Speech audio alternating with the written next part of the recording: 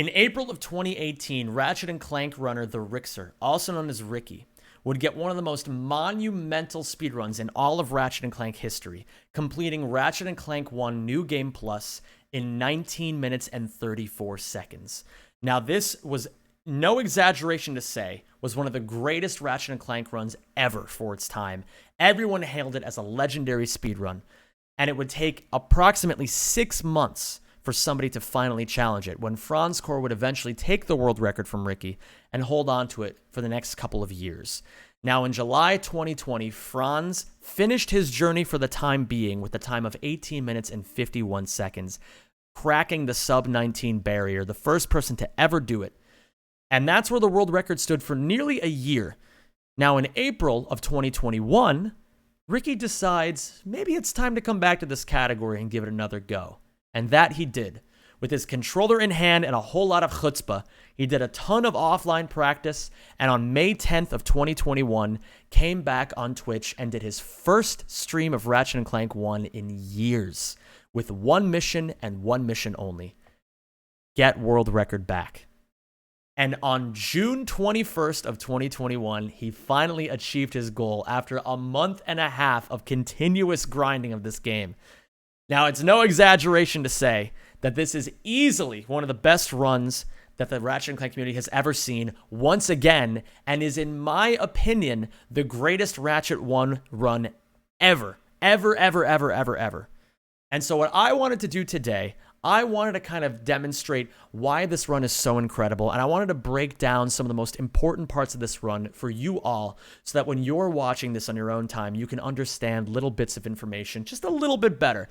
Now, I want to be clear about something. I am not the best Ratchet and Clank 1 runner out there. In fact, it's kind of a meme that I'm pretty good at Ratchets 2 and 3, but I'm pretty abysmal at Ratchet 1. Now, that being said, I still have a lot of Ratchet 1 knowledge up in here, so I'm hoping that I can help you break this down a little bit. I might make some mistakes along the way, but let's dive into this.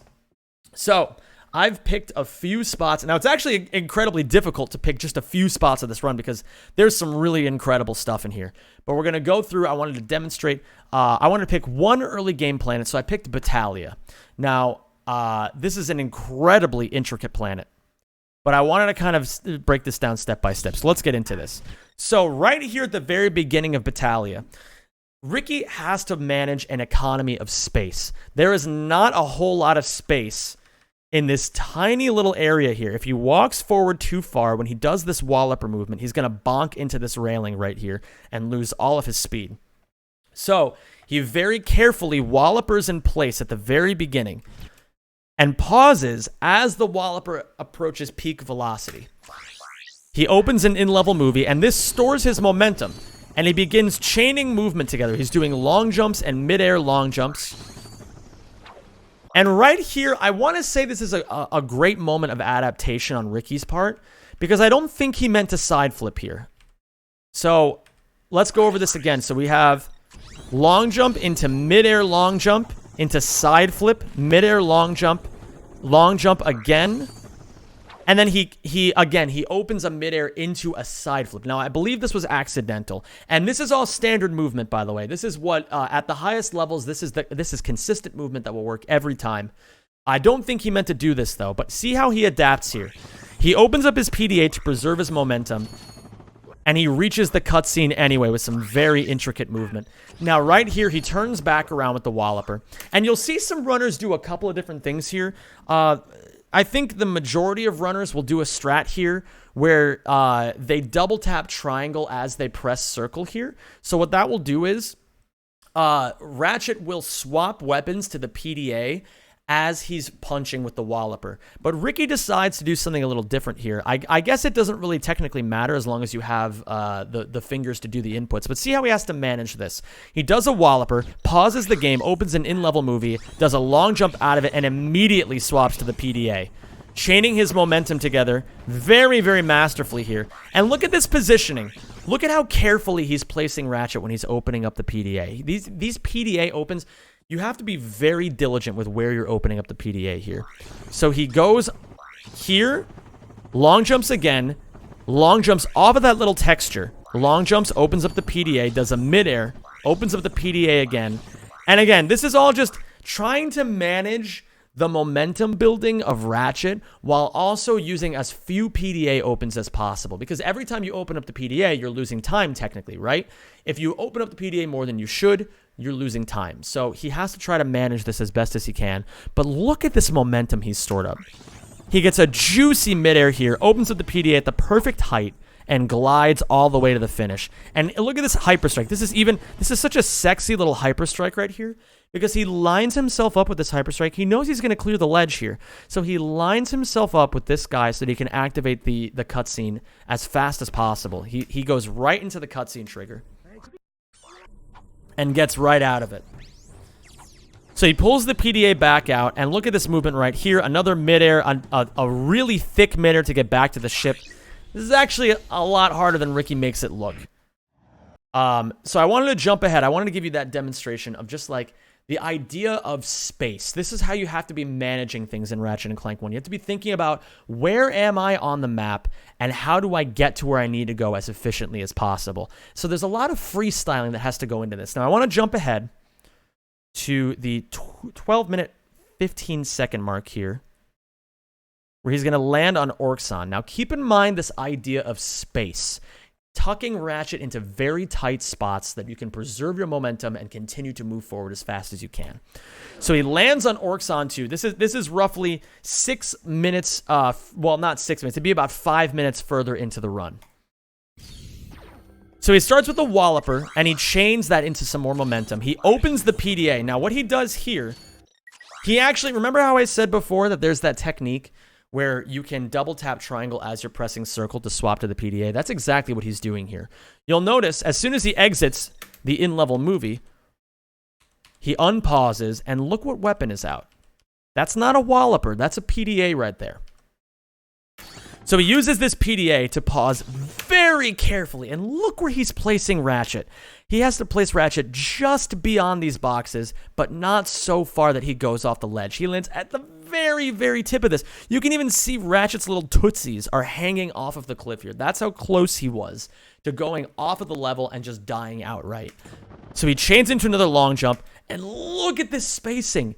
Again, you can't even see where Ratchet is because he's behind this pole, but he's landing right around here, right where the edge is once again.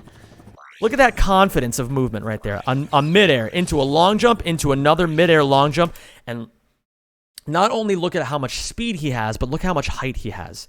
He can clear this ledge without even hyper striking, without having to open up the PDA again to do a side flip. He chains it all perfectly. It's perfect placement of Ratchet. Opens it up, glides, and this is beautiful. This is some really high-level stuff here. Normally, what a lot of people will do here is they hyperstrike to get over the ledge here. And what they do is they plant Ratchet. Let me rewind just a little bit. They plant Ratchet right around here, pull out the walloper, and punch through these boxes. At least that's what I do when I'm running the game. And I'm at about a 20 level. Now, that puts me about 2 minutes slower than this.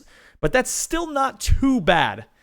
And that's what I have to do. This is what Ricky has to do at the very highest levels of the game. He preserves his momentum, swings Ratchet around. Again, look at this confidence.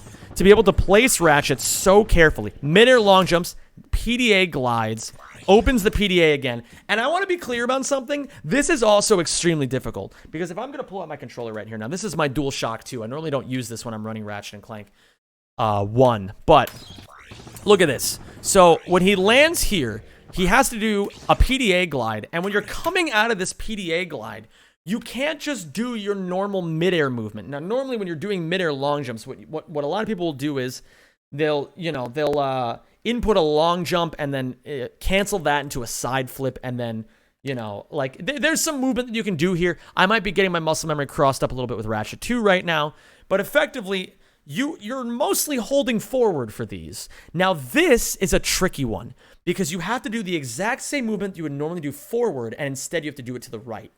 And the problem with doing it to the right is that if your angle on the analog stick is even a little tiny bit off, let's say it's like barely, what is this? This is east, like south by south, or east by southeast, I guess. Like, look at this. It's a very slight angle. Like if I'm going mostly right and a little bit down, like a little bit too far down, Ratchet will do a midair long jump in place and you'll lose all your momentum. It's super easy to do that. It's super easy to mess this up. But Ricky nails the movement here. So again, I want to show you all this in sequence just so you can see how it looks in real time. Look at this. Beautiful economy of space right here. He's landing at the exact perfect spots right here. He's gliding over, chaining his midairs, getting a long jump here, midair again. Midair once again, PDA glide, midair long jump. And right here, it might look like he's wasting time. You might be thinking, well, why isn't he continuing to move forward? He's actually moved so fast, he has to wait for this infobot to land in this spot before he can continue. So look what he does here. He camps around this area and moves just in time. He's just in time to get this infobot to move out of here. And again, he lands exactly in the zone that he needs to go. He lands right here. The infobot's going to move. He does another midair, PDA side flips. And then look at that movement. That's just so crisp. Look at how beautiful this midair is. So much space that he's allowed himself with these really good midairs. PDA side flips, swaps, packs, and then long jumps out of the side flip to perfectly land on the ledge. And right here, I love this movement. What he's going to do is he's going to side flip up top on the rock and keep inputting side flips over and over to get over the rock. You can't even see it. You can't even see him doing it, but that's exactly what he's doing. I'm gonna allow you the time to see that in real time and hear it. So look. Opens up the PDA. Actually, I was wrong. It seems like he does a double jump into a long jump. I can't see for sure, but that's what I'm hearing. Let me try to raise the volume of this a little bit.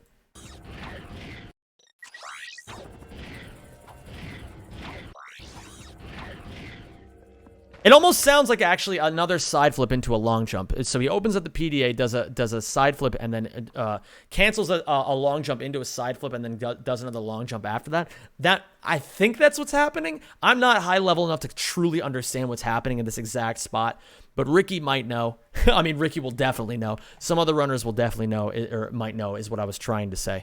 So here he does a chain of PDA side flips to get up to the top. And right here, he's going to do something very cool. Now, look at this. What you do is, now, while this cutscene is happening, believe it or not, you can actually move Ratchet. Now, you can see he allows himself the ability to do this by giving himself a little bit of time before he skips the cutscene, which allows you to move Ratchet while this cutscene is happening.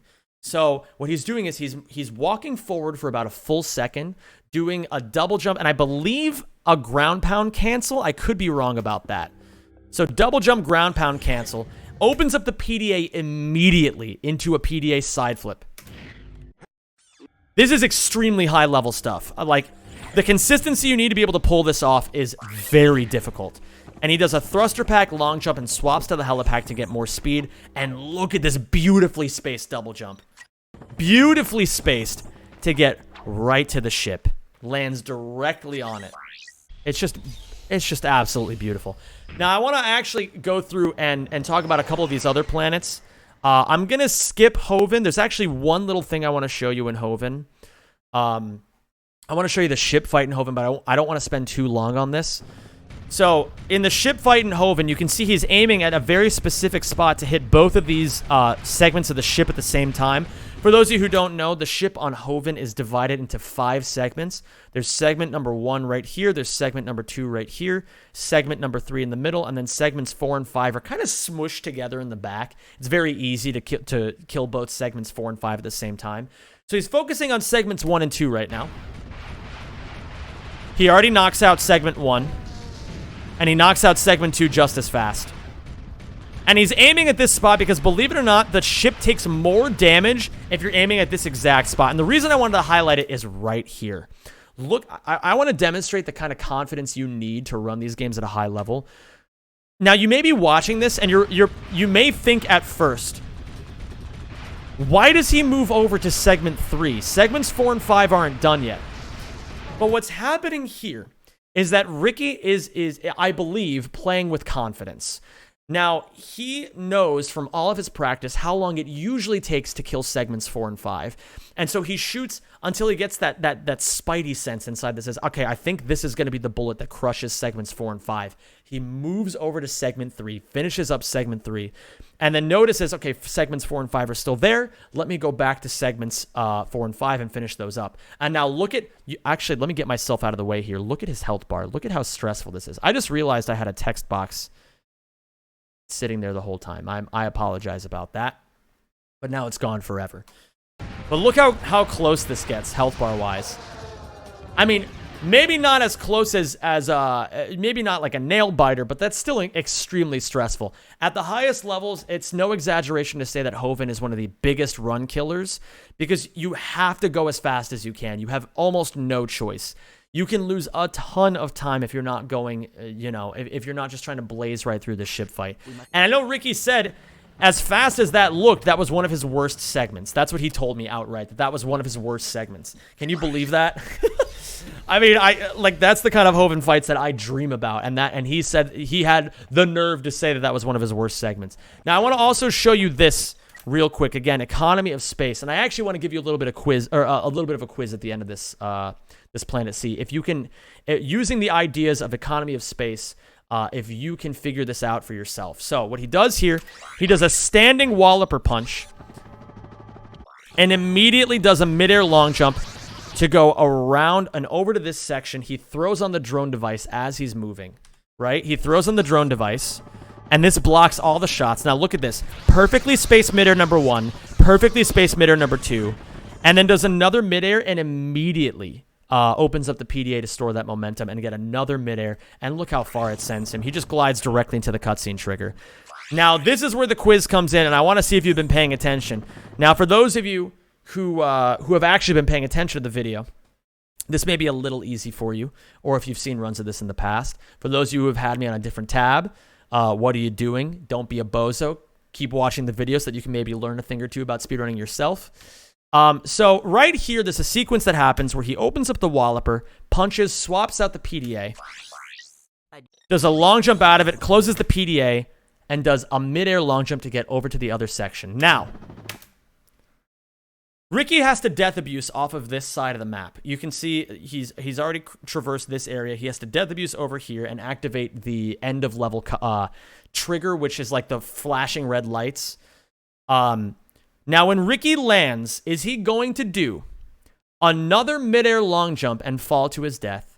Is he going to do a side flip and hyperstrike to his death? Is he going to do a double jump and fall to his death? Or a single jump and hyperstrike to his death? Now, if you've been paying attention to Orxon 2, you may be inclined to say double jump and fall to his death, but there's actually a better solution here. Ricky already knows he has enough speed here, so he can turn this speed that he has into an extremely powerful single jump and hyperstrike. And look at this. Single jump, hyperstrike. Perfect spacing. Look at this spacing right here. Beautiful. Beautiful space. He even does the swag turnaround hyperstrike. I don't even know if that's faster, but it looks really, really cool. Again, let me show you that in sequence. Let's take a look at it one more time. Midair, long jump, midair, long jump. Perfect single jump hyperstrike. Take it over here. And while he's midair long jumping over here, he pulls the PDA and the walloper back out because he's going to need that for the next couple planets. I'm actually going to skip over Ultanis because I don't think there's anything super interesting going on there. I do want to jump ahead to Quartu because this is such a sick planet. You are going to lose your mind if you've never seen these strats before. So look at this. He's going to land on Quartu. He's going to do a walloper and swap to the PDA. He's going to store all this momentum and travel along the side of the map here. This is so insane to me. Let's break this down. So, walloper storage into a long jump. Opens up the PDA just as Ratchet passes across this platform so he can keep his momentum and do another midair long jump. He opens up the PDA into a glide and does a long jump as soon as he lands on this surface. Do you know how tight this spot is right here? If you land like right over here, you're probably going to die. Or well, not die, but you're probably going to lose all your speed. And if you land over here, you're losing everything. So look how perfectly he lands here. He lands, he does another long jump, And I think he does a PDA open. I actually don't really know how to do this strat myself super well. I believe what he's doing is, it seems like he opens up the PDA to do another long jump and then opens the PDA again to glide down onto this surface. Is that right? Yes, I believe that's what he's doing. And then as soon as he lands here, he does a double jump, opens up the PDA, and begins PDA side flipping. He pulls out the Devastator, long jumps over here, and believe it or not, the Devastator hits the enemy from the other side of the map, and he lands exactly where he needs to land to activate the cutscene. Look at that again. Look at this sequence again. So right here from the top. Walloper. Into storage, long jump, midair long jump, glide down, long jump, another long jump into a glide, double jump, PDA side flip, PDA side flip, PDA side flip, pull out the Devastator, long jump, fire a few Devastators just to be sure. And look at this, look at this. He pulls out the Walloper, Wallopers into the slide. Now look what this does. He's allowed to store his Walloper momentum and midair all the way back to a ship. It's super fast and super cool. And that's Quartu. It's honestly like a 45-second segment and is one of the most insane segments in the entire run. I also just want to go through, I think most of you have probably seen this. If you've seen Ratchet and Clank 1 runs, you've seen these next couple of planets. But because the hype is here, I just want to show you once again. He does a decoy clip here and begins the movement chain. Look at this. Midair, midair, midair. Midair, glide, midair. And look where he has to land. He has to land in very specific spots. Once this chain is over, I'm going to go back so we can see that again. All right, let's take a look at that again. See, look where he lands. So he does a midair here, lands right here. So there's a few spots. I always call this the nipple platform for obvious reasons. Now, there's a few spots on the nipple you can land, but if you go too far to the left, you're going to lose all your speed. And if you go too far to the right, there's literally no way you're going to be able to translate your momentum over to this platform in an easy way. So he lands on the exact perfect spot. There's another PDA open, glides down over here, and keeps his momentum all the way over here. Look how far he is. He's at the end of the level already. He barely has to do anything here. He throws on the thruster pack and just does some PDA side flips into long jumps. And he's done in like 5 of them. He throws a decoy down, and look at the confidence on this decoy clip. Now, if this were me, I'd be like, okay, I'm going to adjust this decoy clip. I'm going to look slightly to the left. I'm going to throw the decoy. I'm going to look down as I throw the decoy. Look what Ricky does here. Boom, boom. The decoy's down. He's already in. He doesn't have to think about it. It's autopilot. It's muscle memory for him. And so he finishes up here once he gets the cutscene. He throws on the Walloper. He already has the PDA on secondary, and he swaps packs to go to Veldin. Now, in the mind of a speedrunner, when you realize that you're on world record pace, this deep into a run, the nerves settle in. So what do you do when the nerves settle in? You default to your muscle memory. Now look at this. This is a perfect example of just smooth, clean gameplay. Long jump, straight forward. Long jump, straight forward. Midair, and then midair, straight forward. It literally straight lines. Look at these lines. He does almost no turning whatsoever. Look at this again.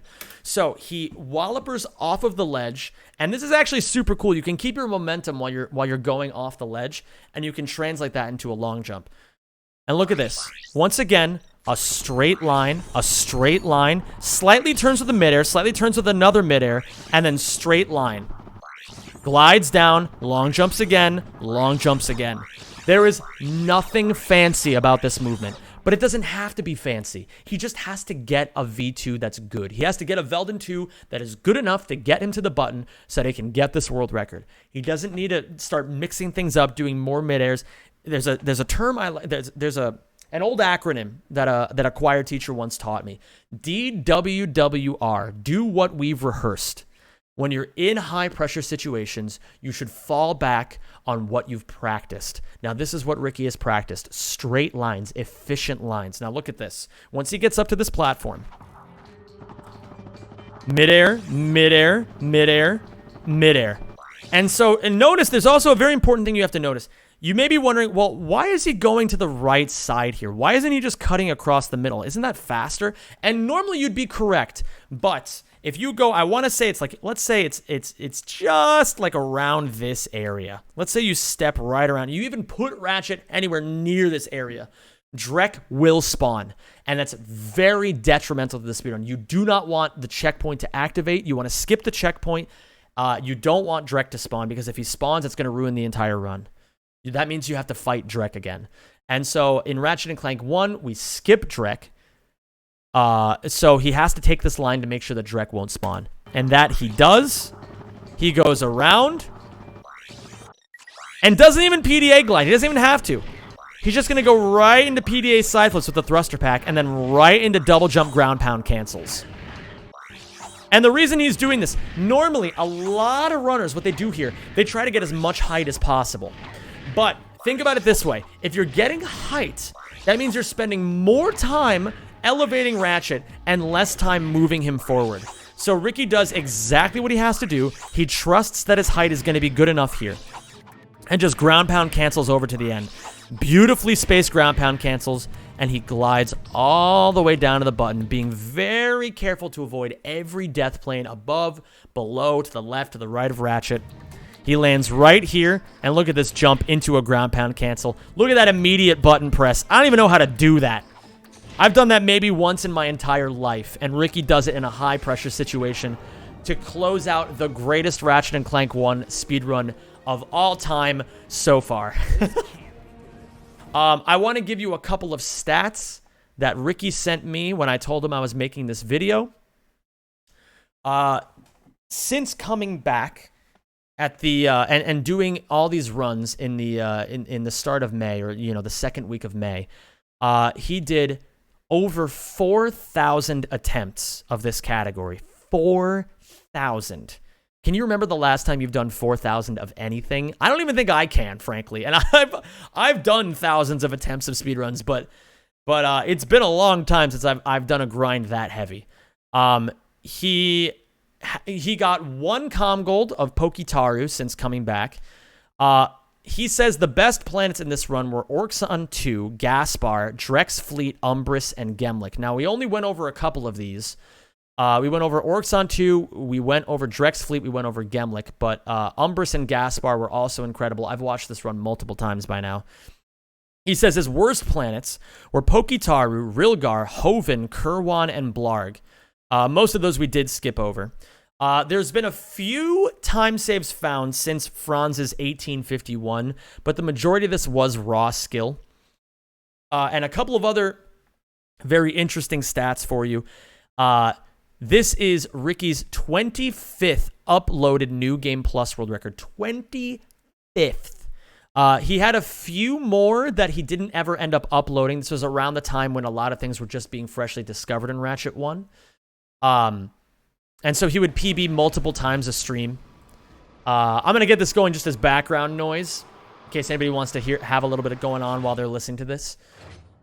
He also tied the world record back when it was 21-27. So in his estimation, it's closer to 30 NG Plus world records.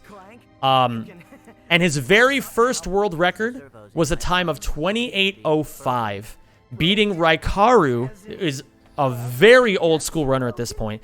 Beating Raikaru's 28:23 on January 23rd, 2016. He's been running this category for over 5 years. And some final thoughts from Ricky. He says, I think if I kept playing this, I could get it down to like 1835 or so. My early game would only get faster the more hours I put in, and I would have less and less mistakes all around, but you know me, I gotta focus on YouTube. I think this is a far less clean run than my 1934, but the run has gotten a lot harder to be consistent at. Pokey and Hoven feel like coin flips, so getting a perfect run now is not easy. A very interesting statement, I think. So for those of you who don't know, Ricky he says he's done. He's no longer running this category, and this might actually be the last time he ever runs Ratchet and Clank 1 New Game Plus. Now, nothing is forever, usually, and Ricky may come back someday, but as of right now, he wants to focus his efforts on his YouTube content. He's an incredible content creator if you've never seen his works. Really up and coming stuff. Like his videos consistently hit the algorithm in ways that make me extremely envious, as somebody who's putting a lot more attention into YouTube. And it's so funny to me that he says his 1934 was, in a way, a cleaner run. I almost don't believe that. I think, if anything, he's kind of not really giving himself enough credit for how insane this run is. But you know what? Speedrunners can be very nostalgic and very hard on themselves as well. I understand where he's coming from. I've had a few runs where I said, well, I think my previous run was actually better, but the time save made this a faster run. You know what I mean? But that is, in my opinion, the greatest Ratchet and Clank 1 speedrun so far. And the ball is now in every other runner's court to see if they can beat that. It is going to be a monumental task. As far as I'm aware, Franzorr is coming back to the category in the very near future. I believe he's finishing up some schoolwork right now, and he plans on hitting the ground running. Franz grinds in very short bursts, but very efficient bursts. So you may not see Franz running for very long, but he certainly will be putting in a ton of hours when he does it. So that's it for now. I hope you enjoyed this recap. I'm trying to do everything I can to essentially emulate GothamChess. For those of you who don't know, GothamChess is one of my favorite YouTubers, and this is basically, this sort of video is like, in a way, a love letter to his content. Imitation is the sincerest form of flattery, I suppose.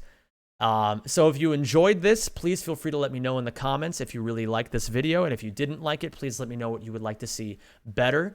I'm always looking to improve my content. And if there's any other videos that you want to see me do in this sort of style, you can always feel free to let me know as well. And until then, have a fantastic day, and go fast.